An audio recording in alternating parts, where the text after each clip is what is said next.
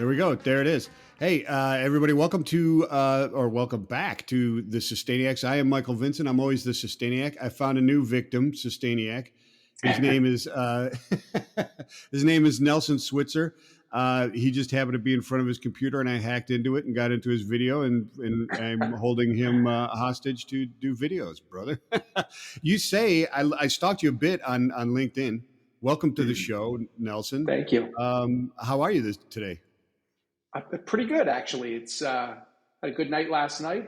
Not a terrible sleep. It's a beautiful summer day, so I'm feeling good.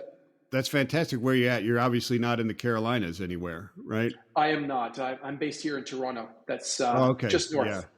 Yeah, they got that tropical storm Debbie just sitting on top of them and just hammering them with rain over there, flooding like crazy. Just unbelievable, which is probably apropos for the discussion we're going to have today about climate and climate investing. Yeah, we are. Okay, fantastic. I had no idea. I just literally just turned on my computer and you're standing there. Yeah. And I saw Nelson Switzer in the corner there, so I was like, I stalked you real fast. Are you the Nelson Switzer, the Gigacorn Hunter? The sounds ominous, but yes, I am Nelson, and I am a Gigacorn Hunter. Well, see, now there you said a Gigacorn Hunter. I was thinking like you were the singular only one that was out there. It wasn't like you were the Paramount Hunter. I don't want your head to get too big. Like that is the one.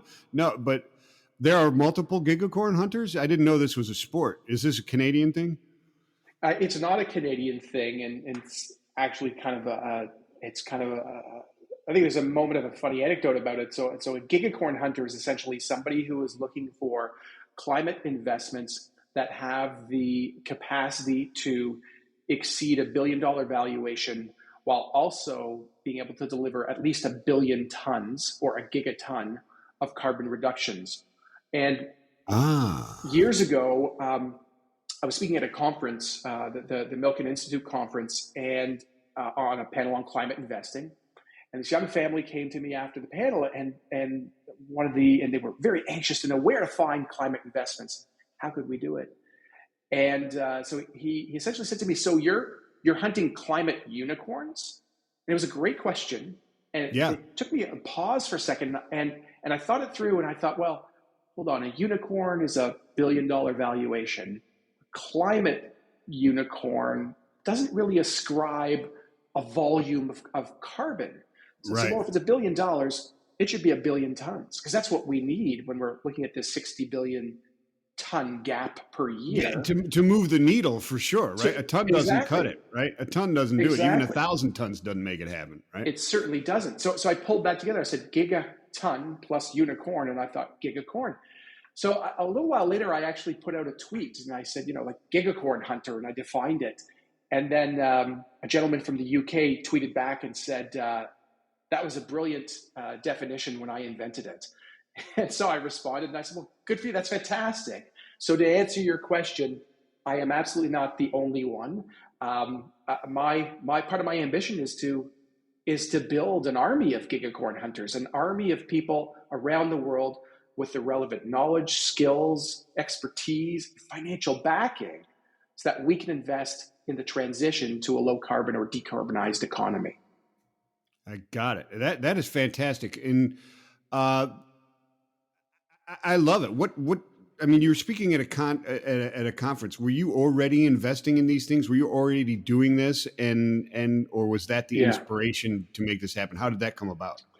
That was the marketing inspiration. But no, I've been doing this for quite a long time. This is actually my 25th year in this market. When I was in graduate school, I got a master's degree in environmental engineering focused on sustainable development, which I can tell you at the time I graduated, when people would ask me what I did, they would think that's the ultimate degree in vagary.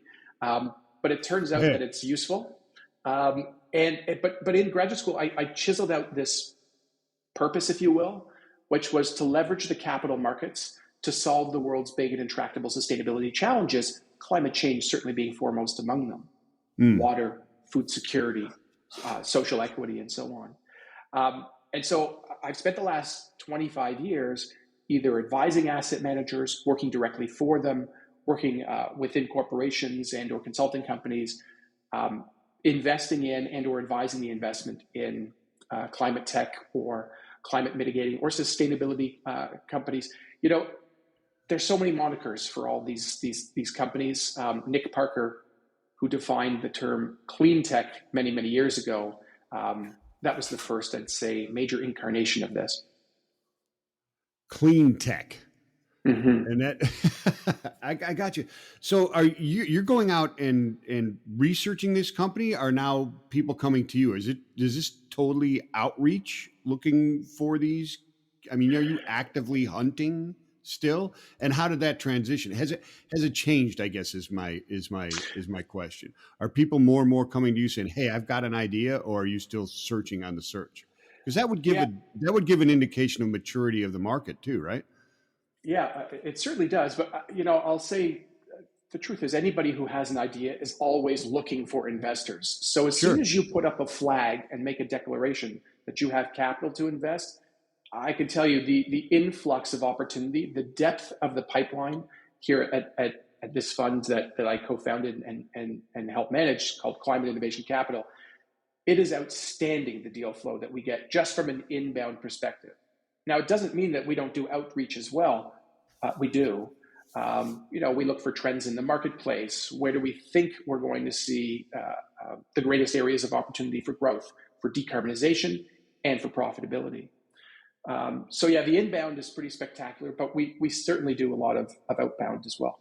I got you. I know I was an inbound. I saw your thing and I just texted you and I said, "I'm your next Gigacorn." Turns out I'm not, but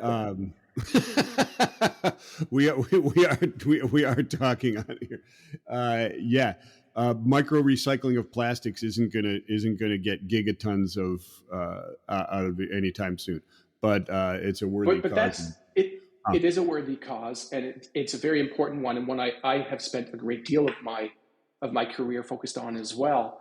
But I'll tell you, because I'm interrupting you, so rude because you're the host, but no, it's fine.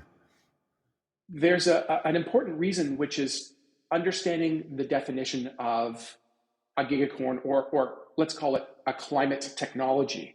Yeah, because I did not, and that's why I hit you up and said, "I'm your next Gigacorn." Yeah, and believe me, it happens all the time because people we're passionate, we're empowered in an emotional sense, and we believe it, right? Yeah. I actually have this lecture that I deliver that says intuition won't solve the climate crisis. And what I talk about in that is the notion of how important it is to actually use the data to measure and understand what you're measuring. And so you might believe, because it makes sense, that a technology will decarbonize some segment of the economy. And it may, in fact, do that.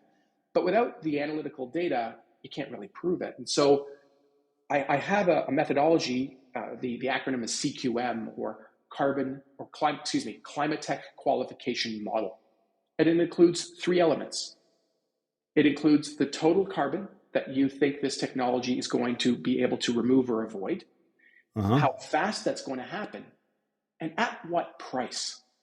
Is it actually affordable and scalable? So when somebody comes to us or to me with an opportunity, that's the first thing that I try to do is calculate those 3 pieces. By maintaining minimum thresholds for each, like a minimum carbon reduction potential, I can very quickly determine whether that's something that belongs in our pipeline or not. If you don't hit that minimum threshold, you probably don't belong in the pipeline. You might be a spectacular investment, you might be a great opportunity, but it's not right for the Gigacorn Hunter in my case. Yeah, and so it's CQM, right? Is that what you said? Yes. And that stands for what? Qualification Model. Climate Tech Qualification Model. And and I get all of that. What do you think it is? It's almost like, what is your total addressable market? What is your, exactly. how much of that can you get? But the last part is really the important part, right? And I mean, and that's why you're here, because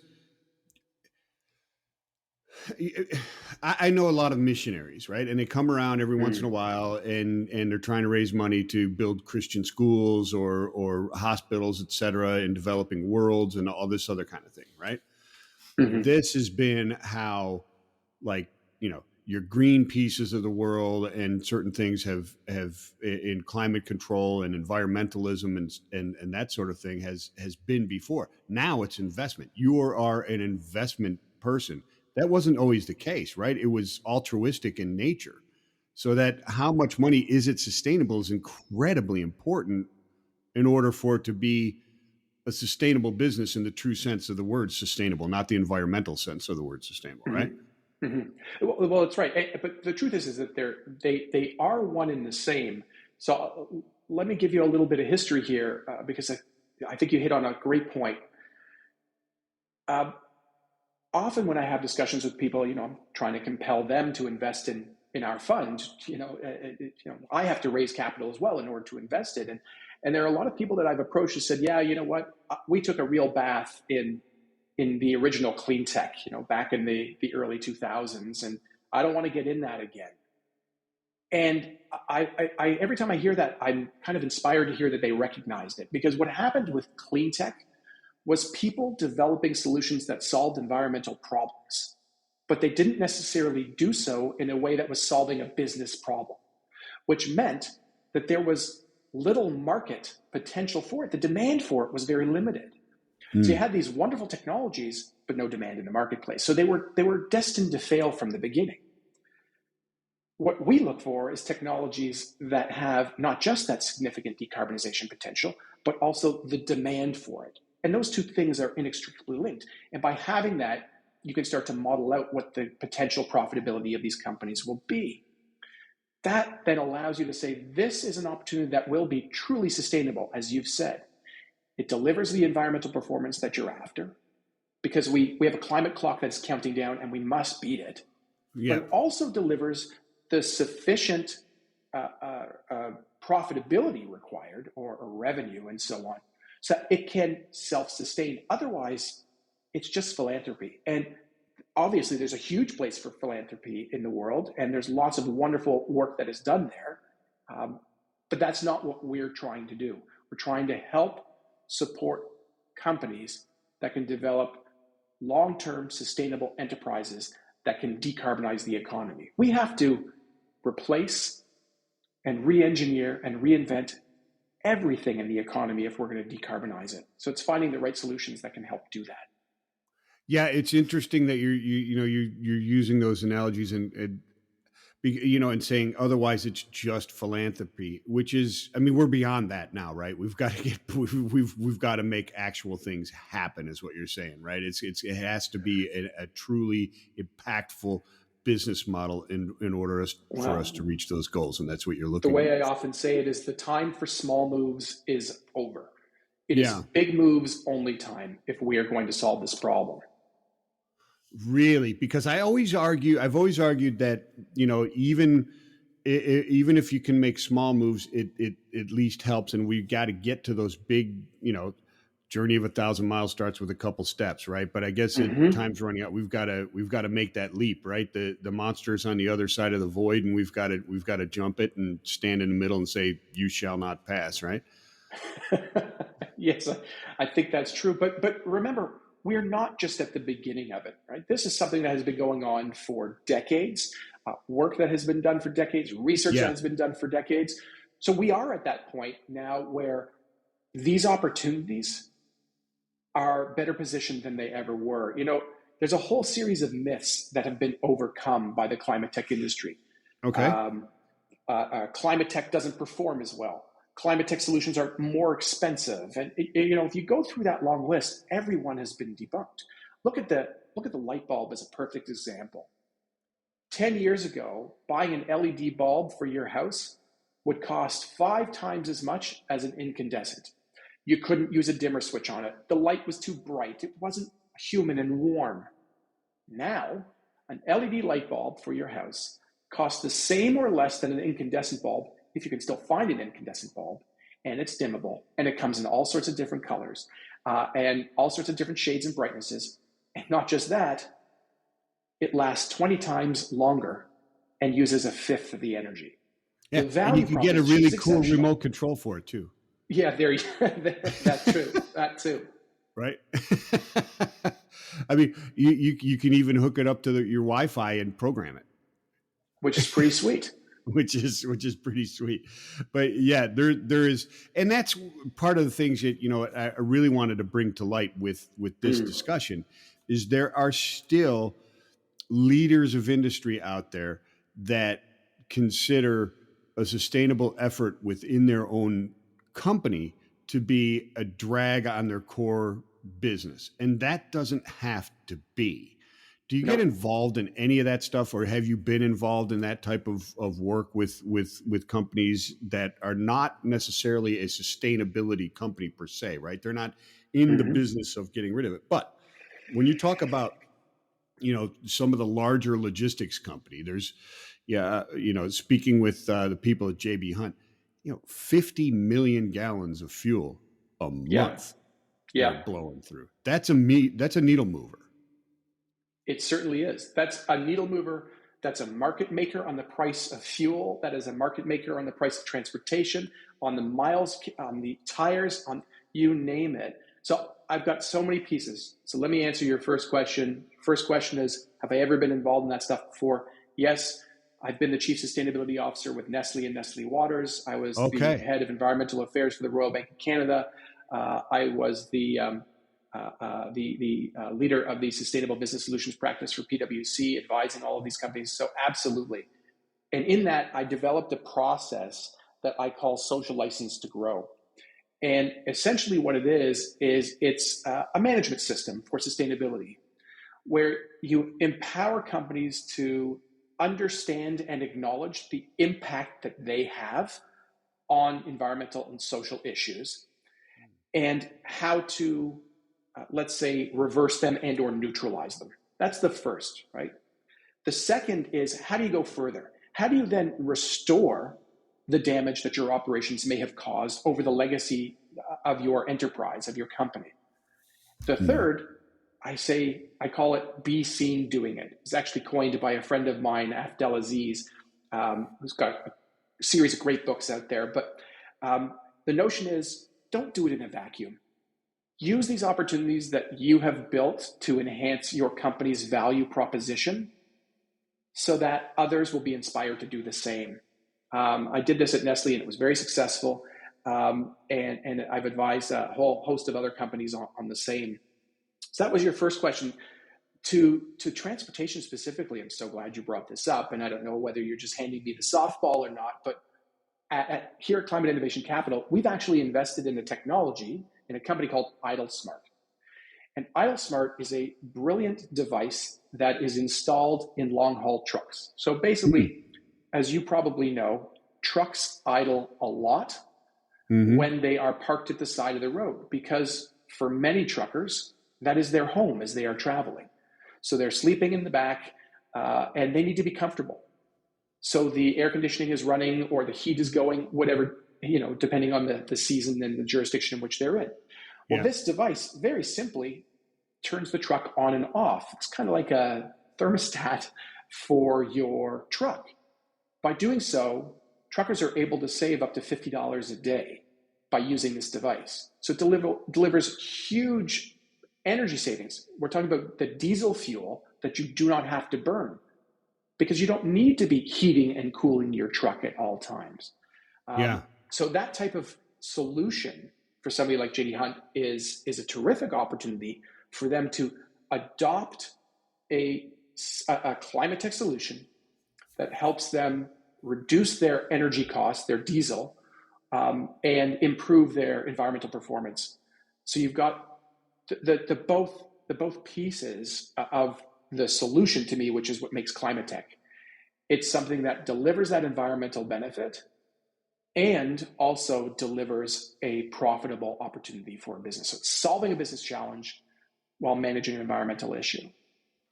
Yeah, and those type of technologies and in that space. So 36 years in logistics, and that's why I brought up the Gotcha. logistics portion of it. So it wasn't a softball, but I'm glad it was because honestly, we want people to realize that there's things out there, right? And Of show them course. just because when you start talking about gigatons and all this other kind of stuff, they start thinking, oh well, crap. They immediately envision these massive, It's too big. Yeah. machines, et cetera, and all this Yeah. stuff. This is an idle thing, which I would hazard a guess is quite small and non-invasive, really, to that thing, because you can't just Really. put that you can't just put anything on a on a Daimler engine or a Cummins engine and expect the warranty not to be voided, right? So it has to be pretty high tech, but it also has to be fairly non-invasive and that type of These stuff. are So very non-invasive solutions. They yeah, are well entrenched in the industry, and it's a business that's growing. To your point on what people envision. So one of the things that I have come to realize over the last few years is that when I talk about gigacorns, people do immediately, like some people do feel overwhelmed. yeah, And what I also realize is that the economy isn't built in billion ton slices, right? Like I mentioned earlier, the 60 billion tons really we have to pull out of the economy, 50 billion from the economy in terms of what we emit, and 10 billion of legacy emissions that are in the atmosphere we need to pull out every year. And so that the logic would say, well, if we find 60 gigacorns, bang, we've solved it, right? How fantastic. Go out and do that. But the truth is that the economy is not, because the economy is not built in those billion ton slices, there are megacorns out there. There are millicorns out there. And we should be hunting for those. There are decacorns out there, right? So 1,000-ton reducers, 100,000-ton reducers, million, billion, and 10 billion ton reducers that we should be looking for as well. Because there are subsectors within each segment of the economy for which those solutions will solve problems that will completely abate the emissions from that segment of the economy. And so we shouldn't discount those as well. So it's big and small, so to speak, decarbonization solutions or climatic solutions, but they apply to different elements, and we shouldn't keep our eyes closed to all of them. I just happen to be one of those people who's looking for the bigger ones. yeah, I got you. So the smaller ones are very, very important because they add up, as you're Yes, pointing out, right? So they need to absolutely. do those. But what you're saying and what we were discussing in the beginning is that the urgency level just gets higher and higher as the time ticks by, right? And right now the Absolutely. urgency level's pretty high. It really is. I mean, we were joking about it a little bit at the beginning, but you think about forest fires, you think about floods, you think about drought, you think about food insecurity, you think about refugee crises that we're seeing all over the world, much of it driven by climate change and insecurity. You can't eat and you can't have water. You're going to leave that region. Where do you go? So we're seeing a lot of these challenges, and they are a result of what's happening with our challenged climate. I could certainly go on about each and every one of them, but just to talk about it, I'll give you one more piece. Okay. So if you look at the curve that has been provided by the IPCC, that's the UN Intergovernmental Panel on Climate Change, they're the ones who really put out some of the most credible information about the total volume of carbon in our economy. If you look, every time they update that report every couple of years, it's like we're moving that graph out. So we have to start even higher. It gets harder and harder the longer we wait, because we have waited so long that the total volume of carbon gets greater and greater. So we have a huge need the earlier we move, the cheaper it is as well. So for me, the law of economic gravity sort of has already taken shape, and which is why we're seeing so much action here. The question is, are we investing in the right things? Yeah. Those are solid questions. When we let's talk about the different. Can we get into some of the technologies and such that you're investing in right now, and kind of your opinions on those? Because there's a ton of different solutions, and I'd like to understand a little bit of what you see as and in your space, what are considered to be those like that you really have a strong, confidence in as far as reaching that gigaton status or gigacorn. I'm sorry. Gigacorn status. Yeah. Yeah. So I'll give you a little preface, and then I'll get directly into the portfolio. So the first is there's something I call the 3 R's of decarbonization. And those are the 3 modes by which a technology delivers decarbonization. So it's reduce, replace, and remove. So reduction technologies tend to be those that make processes more efficient, right? Where you've got replacement, that's the wholesale replacement of an existing technology with something that is not emitting. And the third being reduction is what you're actually doing, removal is what you're actually doing to pull those legacy emissions out of the atmosphere. So it's kind of like you're slowing emissions with the first one, you're stopping emissions with the second one, and then you're reversing the emissions that are already out there with the third. Yeah. So we characterize investments in that light at first and all the pathways that decarbonization can be achieved. But what's also super important is something that I don't think gets enough attention, which is this notion of what makes a decarbonization technology so powerful. It's 3 things to me. It has to be permanent, scalable, and measurable. That is, the decarbonization that's delivered, for example, a removal, you have to know that it's actually going to be removed for a long time. I mean, we're talking more than 100 years, more than 1,000 years, no longer floating around the atmosphere. Yeah. The second, in terms of that notion of scalability, it has to be cost effective. It has to be something that we have the resources financially as well as tactile, like the actual physical resources, to build those systems and to ensure that it can distribute throughout the economy fast enough and great enough at a reasonable price. And the third is measurable. That is, we have to have a system, like the decarbonization has to actually be something that you can measure. If you can't, then again, we're using our intuition. And as wonderful as human intuition is in so many ways, it's often wrong when we're actually trying to measure things. So those 3 things are really important when you're qualifying the quality of a climate tech's decarbonization. And the other is those pathways, those 3 R's, the 3 R's of decarbonization. So I mentioned that because I'll walk you through a couple of our investments. One, I spend a lot of time on is called Groundwork BioAg, which to me does a great job meeting that quality profile. So essentially, Groundwork BioAg has developed, it's a fungus company.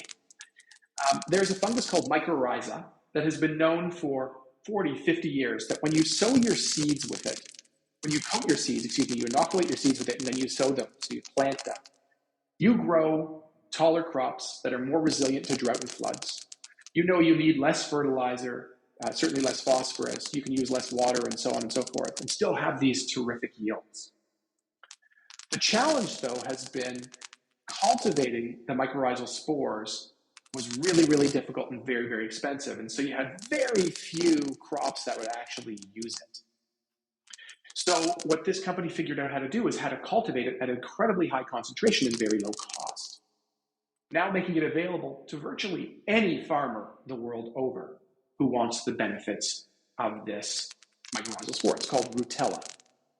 So what was really amazing to us when we saw this technology was not just the fact that we are going to increase food security, which is incredibly important to us, but also mycorrhizal spores are the main pathway of carbon into the soil. So essentially, it's the symbiotic relationship. As the plant grows and conducts photosynthesis, like let's say corn, it passes those photosynthates down into the mycorrhiza, the spores that have grown underground and integrated with the root network, while the mycorrhizal spores are passing up all the nutrients that a plant would need to grow at its best. Oh, wow. So all of those photosynthetes, which contain a tremendous amount of carbon, travel down into the soil and become mineralized and permanently deposited in the soil, sequestering a tremendous amount of carbon.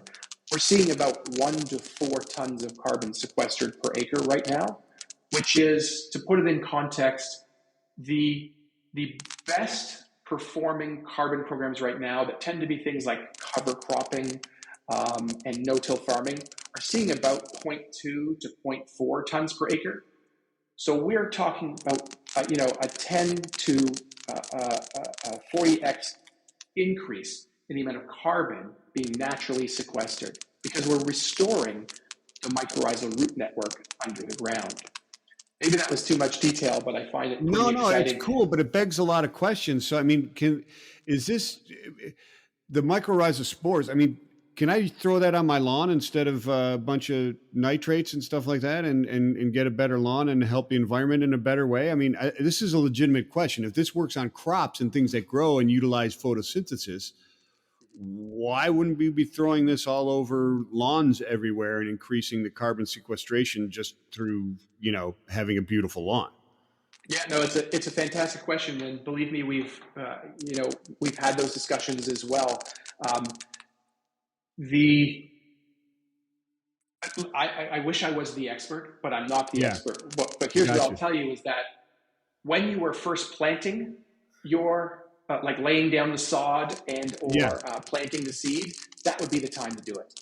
Okay. I I can't don't throw know it if you over can top of just it when it's wet and expect it to kill weeds and grow my no, grass because really well. I believe it needs to actually be embedded and Yeah, inoculated yeah, from yeah, the yeah. species I itself. get it. So, but again, I'm not quite. I should be more expert, perhaps, but it is a great question, and it's one that we've asked. One of the things I said is if there's a massive fire like we had up here in Canada last year, which was Yeah. outrageous.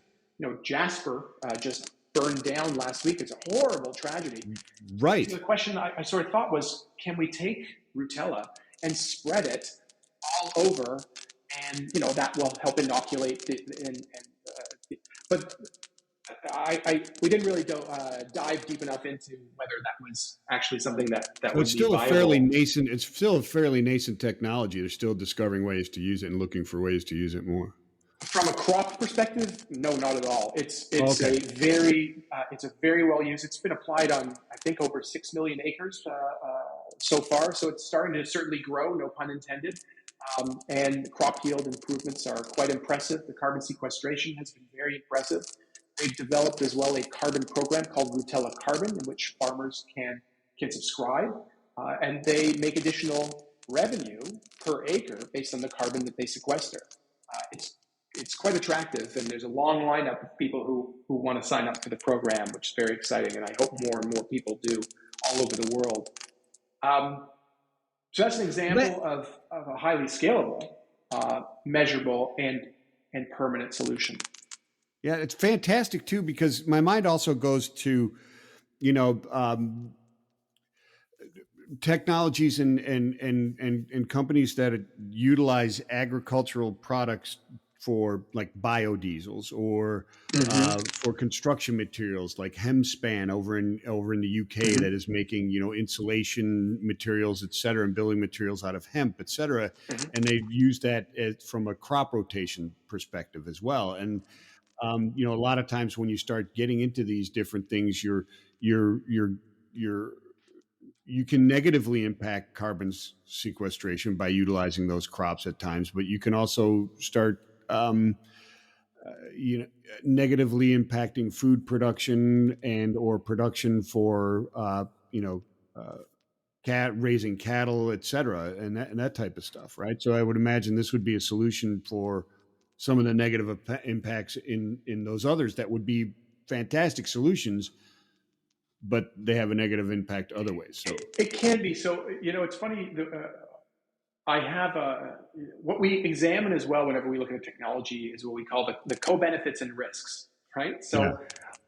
So, groundwork, for example, terrific co-benefit is you're feeding more people, you're using less fertilizer, you're using less water, um, among other co-benefits, right? Some other technologies have co-risks associated with them, right? And Yeah. so you have to, or what some people just say, the unintended consequence. Um, and so you need to balance out the positives and the negatives, but we certainly look to ensure that as best we can, that there are as few of those as possible. In our portfolio, I would say we don't have any that present any significant risks. I got you. I got you. So Rutella, do you get into fuel production? What are your thoughts on the different fuels? I mean, kind of going back to I mean, energy is a massive need, right? So, and obviously, I mean, you know, food and you need energy, and maybe a house to Yeah. sleep in, right? And you know, we're also working on different, you know, EVs and so on that require Mhm. energy, and they require clean energy, and then you have fuels like Yeah. hydrogen, but there's more than a rainbow of colors of hydrogen. Mhm. White, I think, is like the latest to be the best colored hydrogen is white. I think now that it's just straight out of the earth, has zero impact or something. But are there technologies in there that you got to be interested in and be involved in that more than just the smart idle, right? Like the production of biofuels, et Idle cetera. smarts, yeah. Yeah, or idle So smart. Yeah, we've looked at a number of biofuels. We've looked at sustainable aviation fuels. We looked at a few of these, and but we haven't made any investments in them yet. Listen, those we need combustible fuels for the yeah. foreseeable future, and to pretend we don't is crazy. I think our entire economy is built around it, and so what we need to work with and towards is the most orderly transition we can make in order to ensure nobody is left behind. And it will be difficult. Change always comes with challenges. Um, there are some that I've seen though that I can very quickly, I quickly kind of dismiss, perhaps just because I feel a little purist on it. So, for example, there are technologies that capture um, carbon from the air, and then they, instead of sequestering that carbon, they transition that carbon into what they're calling, a sustainable aviation fuel or carbon neutral fuels, and so on. And that's what they are. They're neutral at best. They are neutral. Um, as I think about this and the work that we do is we're trying to reduce the amount of carbon in the atmosphere and or stop and slow the emissions. If you are constantly just recycling existing carbon, we're not going to make any progress. So the idea is, how do we characterize, if we were able to characterize a fuel as one of those three R's, sustainable aviation fuels like that, whether it's from ethanol from corn crops and so on, those tend to fall into the reduction category. So they're a little bit more energy efficient to produce than Mm-hmm. perhaps fossil fuels. But um, so it's tough for me to lean in that hard. I'm happy to see other people continue to do it, but I find it a little bit more challenging for me because I see other opportunities that deliver so much decarbonization much faster than something like a sustainable aviation fuel. But like I said, there is a need for it. So I Yeah, appreciate why people it's a are part of investing the in it. solution. It's a part of the solution, right? I mean, if you're because you're not emitting more into the atmosphere. If other people are reducing the amount in there that is being produced, and you're just recycling what is there, then I mean, you know, neutral is better than being, you know, carbon positive, right? 100%. It absolutely is. It absolutely is. I agree with you. Like I said, it's just not where I find myself spending that much time, though I continue to look at them as they come across our desk. I haven't found one that I think is compelling enough. Gotcha. So do you look at other energy production methods like wind, solar? It's funny you say that. When it comes to wind and solar, geothermal, and so on, we tend to look at the enabling technologies that make those better, more efficient, more readily deployable. Um, a big wind farm or a solar farm, that tends to be the purview of large institutional investors with hundreds of billions of dollars under their belts who are satisfied with a 6 to 7% return on, with a low risk profile. Um, Yeah. as a growth investor, somebody who's looking for commercial technologies that are ready to really hit that inflection curve Yeah. of growth and potential, those tend to be outside of our scope. Um, so again, we'll look at technologies that can enhance. So here's a good example. So we are Okay. invested in Line Vision. Line Vision is a technology or a company that has invented something called dynamic line rating.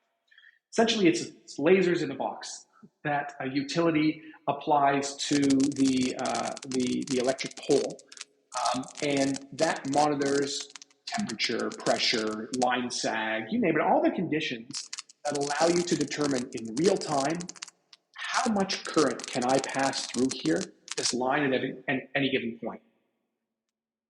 What we see is, so utilities typically run about 50 to 55% of the capacity of their lines, of the rated capacity of their lines. And the reason is because if they run too much, then the lines can overheat, they can sag, they can spark forest fires, they can fail. This is a huge issue.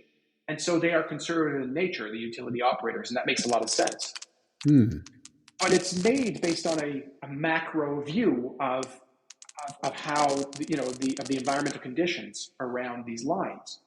But if you know what those conditions are at any given point, you can actually bring on more capacity.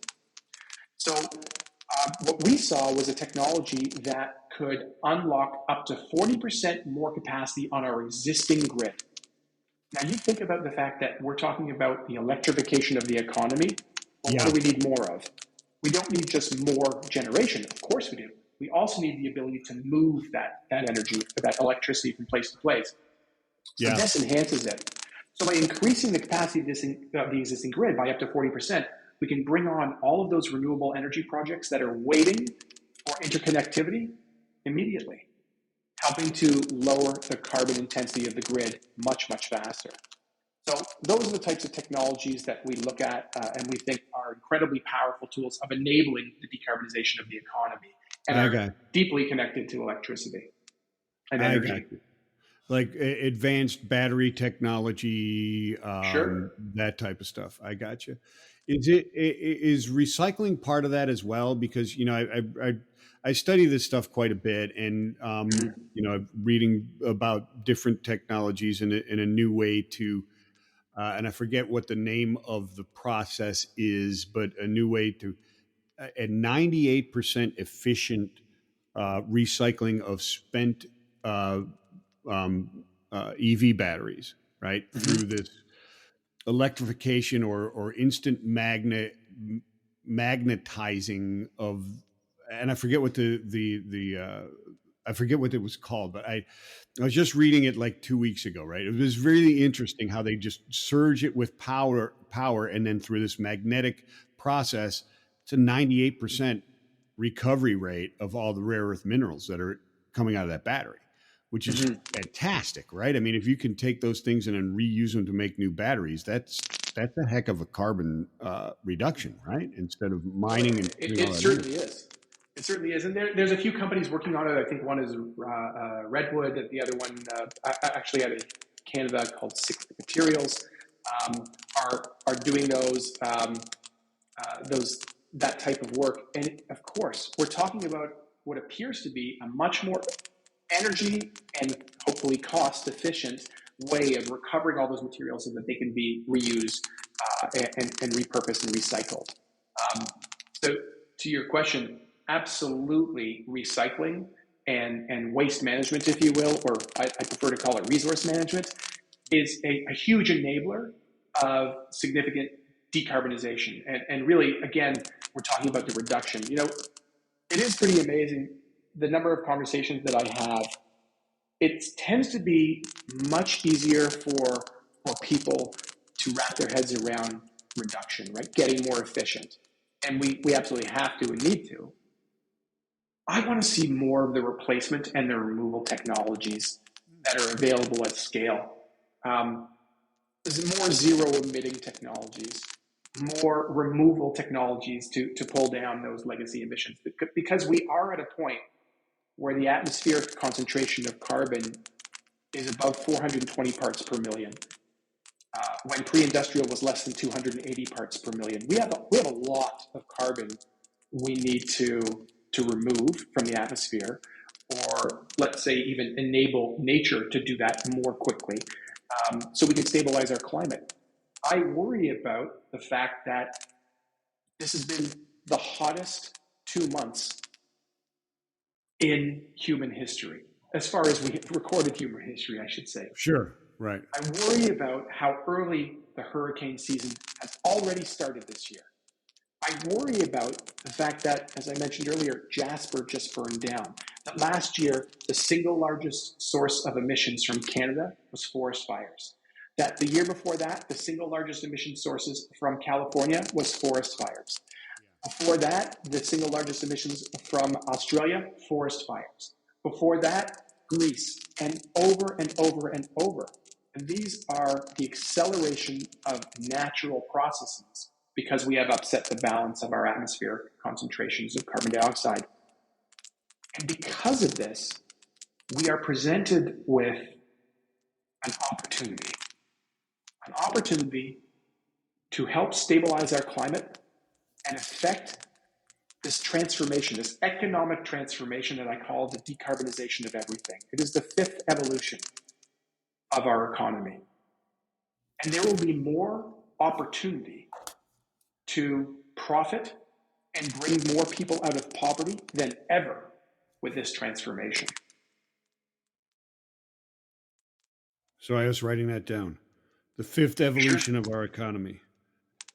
I wrote it down, and as you were saying that, I was thinking, okay, listen, we're nearing the end of this podcast, anyways, and I don't think I could ask you the question of what thoughts do you want to leave, and you would say anything as brevity has never been my strong suit. I'm sorry. That was absolutely fantastic what you just said, and I want to leave this episode right there. We're 46 minutes into it. It's been tremendous, and that was a great summation of what you're trying to do. And I was about to ask you, what do you want to leave the audience with? And I can't think of anything better than that, unless you can top yourself. No, I don't think so. That was. But I'll leave the audience with this: is that I'm actually I've been writing a book over the last couple of years, and hopefully it'll be out before the end of the year, which I share a lot of these philosophies and this work, and it's really it's called the Gigacorn Hunter, and it's 7 principles for a climate investor. And so if you're interested in learning how to do this and how you can become part of this Gigacorn hunting army, you can pick up the book. Oh, it's already out. No. When it comes out, hopefully before the end of this year. Oh, okay. Is it on pre-order yet or anything like that? I haven't put it up yet, but no. But it's called the Gigacorn Hunter. Correct. Okay, fantastic. Yeah. Where do people go and monitor to find out when it's going to come out? That's a great question. I don't know. I'll have to ask my publisher. Look up Nelson A. Switzer on on LinkedIn and follow him. How about that? Because sure, that's a great way. I'll make sure. I'll definitely announce it on LinkedIn. I would think you would. I would suggest you do. I'll send you a bill for that marketing suggestion later. Appreciate it. I'll be waiting. Yeah. Checks in the mail. Nelson, I appreciate it. This was really a good one, and we're going to have to talk more. These are one of these episodes or one of these partnerships or relationships where we're going to have to do updates in where your investments are and where you see things going. You've got your finger and pulse on what is going on in carbon reduction and sequestration, et cetera. And so we got to do some regular updates. So I'd be happy to. Fantastic. I love it. So check out Nelson on LinkedIn. Do you have anything else? Do you use an X? Are you putting out regular information anywhere else where people or businesses or entrepreneurs going, I could be a Gigacorn? Where should they be? Yeah, come visit our website. It's climateic.com. So climateic.com. That's climateinnovationcapital.com. If you've got an opportunity you want us to take a look at, scroll to the bottom. You can submit your pitch, and we'll take a look. Learn more about what we're doing and the news in the world. Fantastic stuff. Thank you so much, Nelson. And thank everybody for downloading and tuning into the Sustainiacs. We'll see you next time. Peace and love.